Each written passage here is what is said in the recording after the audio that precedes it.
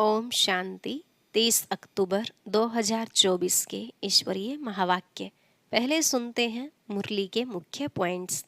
बाबा ने कहा, एक होती है व्यभिचारी याद और दूसरी तुम्हारी है अव्यभिचारी याद।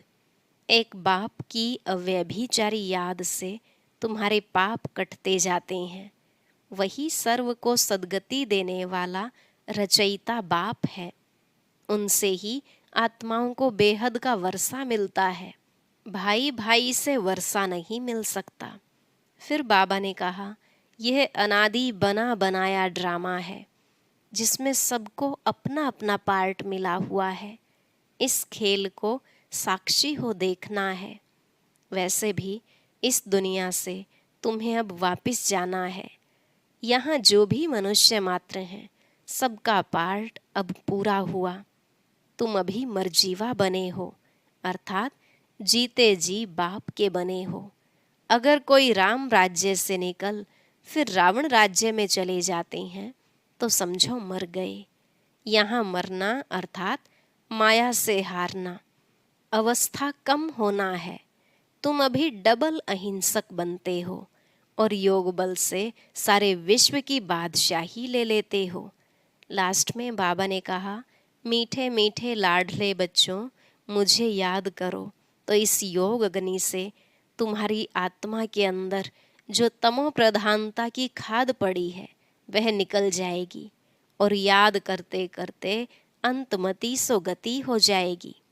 अब सुनते हैं महावाक्यों को विस्तार से। बाबा ने कहा, मीठे बच्चे, एक बाप की याद में रहना ही अव्यभिचारी याद है। इस याद से तुम्हारे पाप कट सकते हैं। प्रश्न, बाप जो समझाते हैं उसे कोई सहज मान लेते, कोई मुश्किल समझते, इसका कारण क्या है? उत्तर, जिन बच्चों ने बहुत समय भक्ति की है, आधा कल्प से पुराने भक्त हैं, वह बाप की हर बात को सहज मान लेते हैं क्योंकि उन्हें भक्ति का फल मिलता है। जो पुराने भक्त नहीं, उन्हें हर बात समझने में मुश्किल लगता। दूसरे धर्म वाले तो इस ज्ञान को समझ भी नहीं सकते। ओम शांति।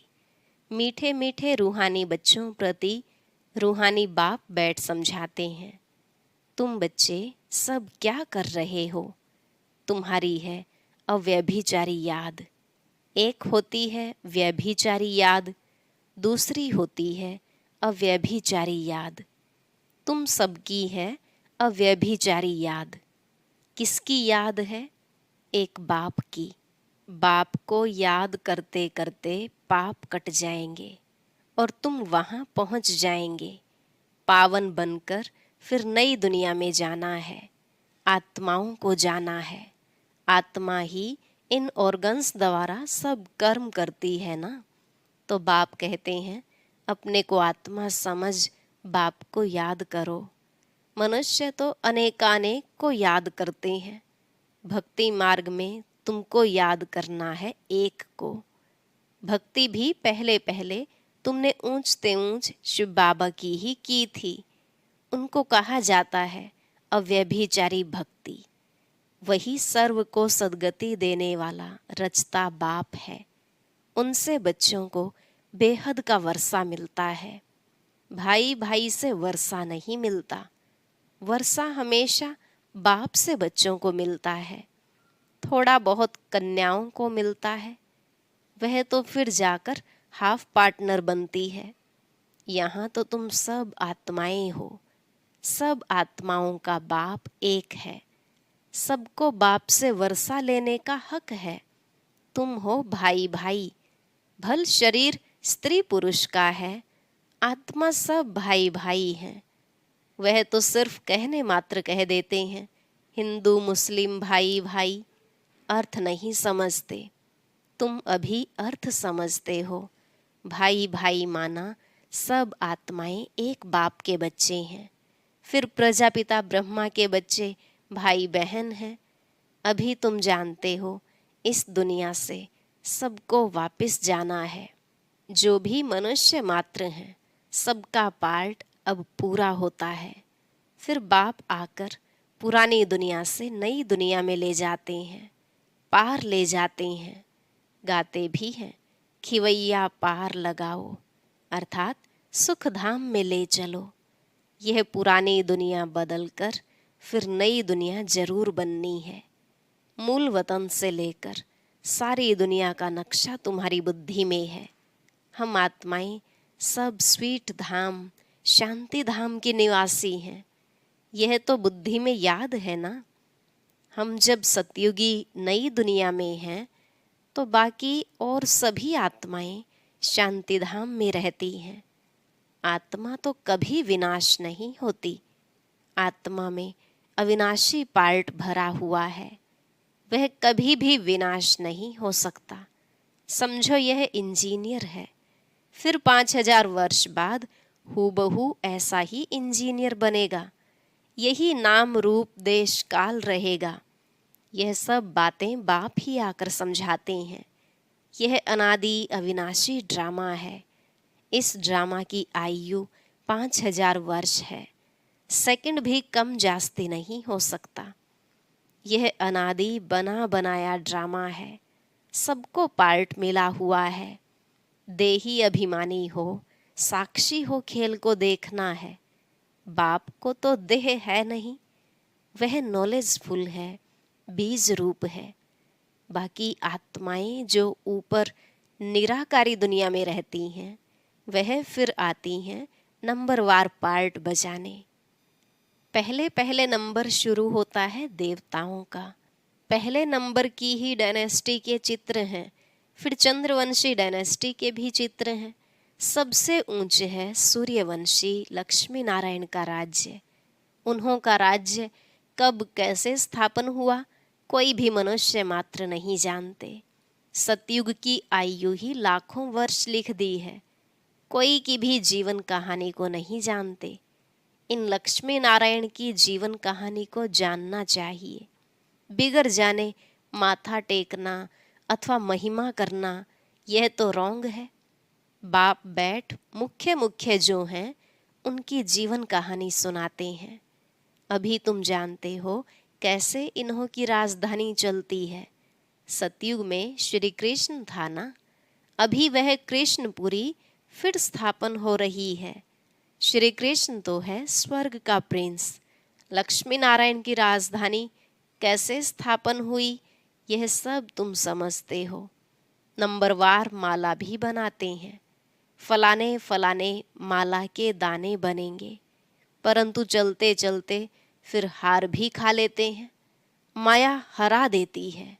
जब तक सेना में है कहेंगे यह कमांडर है, यह फलाना है, फिर मर पड़ते हैं। यहाँ मरना अर्थात अवस्था कम होना, माया से हारना, खत्म हो जाते हैं।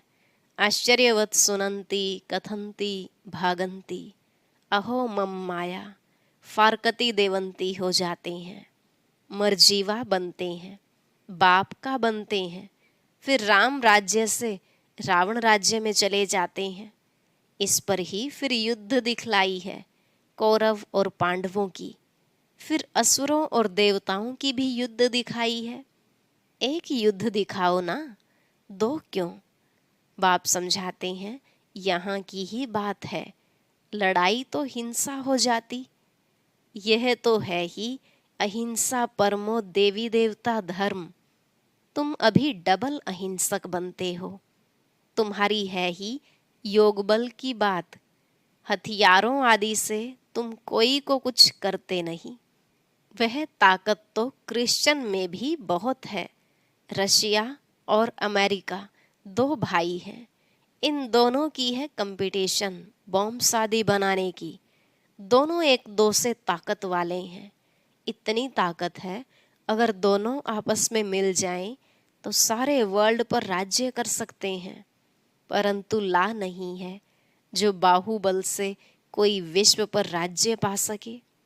कहानी भी दिखाते हैं, दो बिल्ले आपस में लड़े, मक्खन बीच में तीसरा खा गया। यह सब बातें अब बाप समझाते हैं। यह थोड़े ही कुछ जानता था। यह चित्र आदि भी बाप ने ही दिव्य दृष्टि से बनवाए हैं और अब समझा रहे हैं। वह आपस में लड़ते हैं। सारे विश्व की बादशाही तुम ले लेते हो। वह दोनों हैं बहुत पावरफुल। जहाँ तहाँ आपस में लड़ा देते हैं, फिर मदद देते रहते हैं, क्योंकि उन्हों का भी व्यापार है जबरदस्त। सो जब दो बिल्ले आपस में लड़ें तब तो बारूद आदि काम आए। जहाँ तहाँ दो को लड़ा देते हैं। यह हिंदुस्तान पाकिस्तान पहले अलग था क्या? दोनों इकट्ठे थे। यह सब ड्रामा में नोंद है। अभी तुम पुरुषार्थ कर रहे हो योग बल से विश्व का मालिक बने। वह आपस में लड़ते हैं, मक्खन बीच में तुम खा लेते हो। माखन अर्थात विश्व की बादशाही तुमको मिलती है और बहुत ही सिंपल रीति मिलती है। बाप कहते हैं, मीठे मीठे बच्चों, पवित्र जरूर बनना है। पवित्र बन पवित्र दुनिया में चलना है। उनको कहा जाता है वाइसलेस वर्ल्ड, संपूर्ण निर्विकारी दुनिया। हर एक चीज सतो प्रधान, सतो रजो तमो में जरूर आती है। बाप समझाते हैं, तुम्हारे में यह बुद्धि नहीं थी, क्योंकि शास्त्रों में लाखों वर्ष कह दिया है, भक्ति है ही अज्ञान अंधियारा। यह भी पहले तुमको पता थोड़ी ही था, अब समझते हो। वह तो कह देते कलयुग अभी 40,000 वर्ष और चलेगा। अच्छा, 40,000 वर्ष पूरा हो फिर क्या होगा, किसको भी यह पता नहीं है। इसलिए कहा जाता है अज्ञान नींद में सोए हुए हैं। भक्ति है अज्ञान। ज्ञान देने वाला तो एक ही बाप ज्ञान का सागर है। तुम हो ज्ञान नदियाँ। बाप आकर तुम बच्चों को अर्थात आत्माओं को पढ़ाते हैं।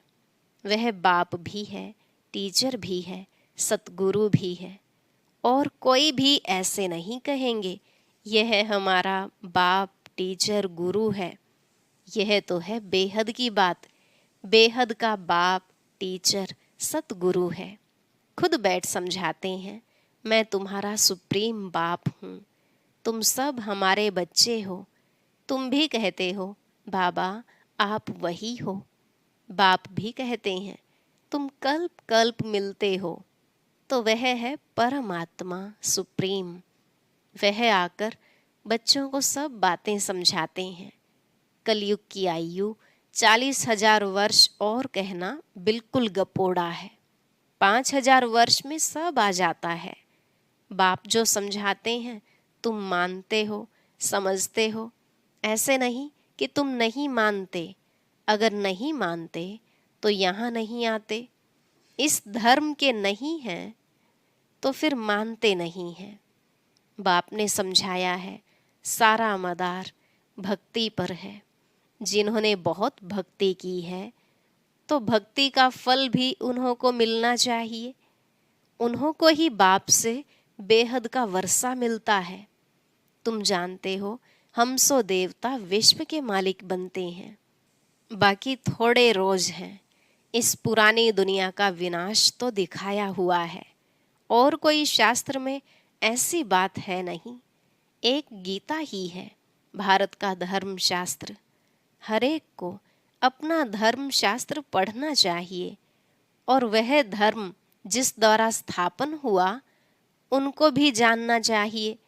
जैसे क्रिश्चियन क्राइस्ट को जानते हैं, उनको ही मानते हैं, पूजते हैं। तुम आदि सनातन देवी देवता धर्म के हो तो देवताओं को ही पूजते हो, परंतु आजकल अपने को हिंदू धर्म का कह देते हैं। तुम बच्चे अब राजयोग सीख रहे हो। तुम राज ऋषि हो, वह है हठयोग ऋषि। रात दिन का फर्क है। उन्हों का सन्यास है कच्चा हद का, सिर्फ घर बार छोड़ने का। तुम्हारा सन्यास व वैराग्य है सारी पुरानी दुनिया को छोड़ने का। पहले पहले अपने घर स्वीट होम में जाकर फिर नई दुनिया सतयुग में आएंगे। ब्रह्मा द्वारा आदि सनातन देवी देवता धर्म की स्थापना होती है। अभी तो यह पतित पुरानी दुनिया है। यह समझने की बातें हैं, बाप द्वारा पढ़ते हैं। यह तो जरूर रियल है ना, इसमें निश्चय न होने की तो बात ही नहीं। यह नॉलेज बाप ही पढ़ाते हैं। वह बाप टीचर भी है, सच्चा सतगुरु भी है, साथ ले जाने वाला। वो गुरु लोग तो आधा पर छोड़कर चले जाते हैं। एक गुरु गया तो दूसरा गुरु करेंगे, उनके चेले को गद्दी पर बिठाएंगे।